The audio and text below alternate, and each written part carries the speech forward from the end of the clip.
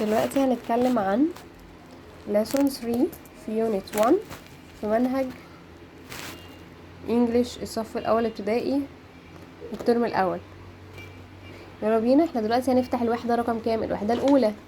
الدرس الكام في الوحدة الأولى؟ درس رقم 3. الدرس رقم 3 lesson 3. هنشوف الليسون ده ايه الكلمات اللي فيه وشكل الأسئلة بتاعته.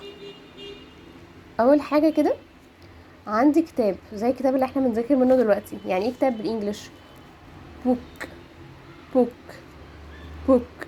كلمة book عبارة عن P double O.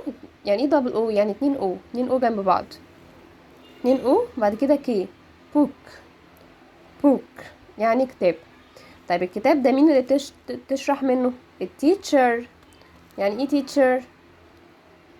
المدرسة. يبقى اللي بتشرح من البوك، اللي بتشرح من الكتاب هي المدرسة، والمدرسة يعني teacher. يبقى مدرسة يعني teacher. حقيبة يعني اللي هي الشنطة، يعني bag. وكرسي chair. طب ده بخصوص النطق. الكتابة هنكتب ازاي؟ زي ما اتفقنا book double O. teacher هكتبها ازاي؟ T. لو احنا حافظين يعني ايه شاي يعني تي. تش السي اتش بنطق ش ر تي شر. باك سهلة، اللي بنطقها بكتبه با حرف البي، بعد كده حرف الآ اللي هو الاي، ج حرف الجي. باج سهل. طيب الكلمة اللي بعدها cheer. تش اللي هو السي اتش، بعد كده air عاملة زي كلمة كده اتعلمناها زمان، كلمة air يعني هواء. chair نطق تش، بعد كده air. طيب يلا بينا. قلم رصاص زي اللي هنكتب بيه في السكول كده في المدرسة.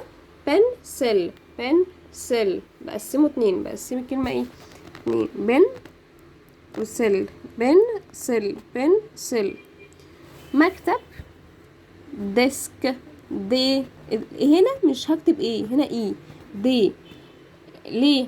امتى هكتب الايه؟ لو قلت داسك انا قلتش دا، انا قلت دي. ايه النطق بتاع الايه ده؟ هو حرف الاي، حرف الاي. ديسك يعني مكتب. سبورة بورد. او ايه هنطقهم او. بورد. يبقى انا عندي ايه هنا مش هتتنطق. او بورد. او ايه. عايزه اقول لحد يلا اقعد. sit down. داو.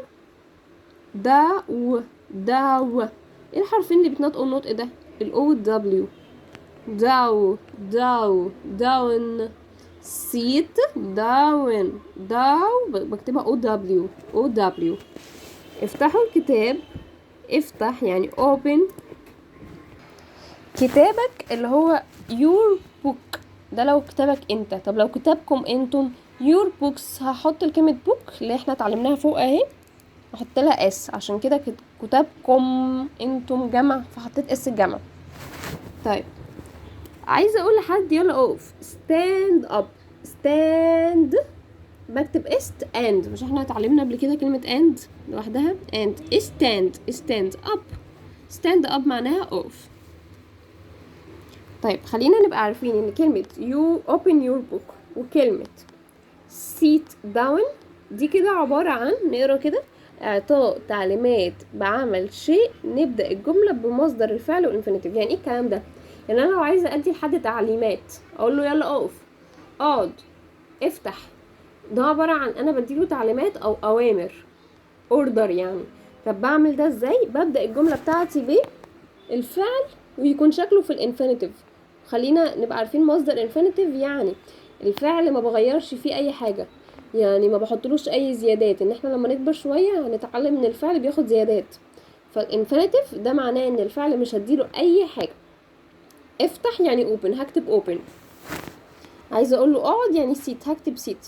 خلينا متفقين ان الفعل مش هيتحط له اي حاجه. طب ده ليه لازمه؟ علشان لما نكبر شويه هنعرف ان الفعل ساعات بيتحط له زيادات معينه. فخلينا نتعلم دلوقتي ان انا عشان ادي لحد تعليمات مش بحط للفعل اي زيادات. نقول مع بعض: عشان ادي حد تعليمات مش بحط للفعل اي زيادات. عشان ادي لحد تعليمات مش بحط للفعل اي زيادات. زي هنا اهو، عايزه اقول لحد يلا اقف، stand up. عشان ادي لحد تعليمات مش بحط اي زيادات. عايزه اقول له افتح كتابك، open your book. افتحوا كتابكم، open your books. عشان ادي حد تعليمات مش بحط اي زيادات. عايزه اقول لحد يلا اقعد، sit down. عشان ادي حد تعليمات مش بحط اي زيادات.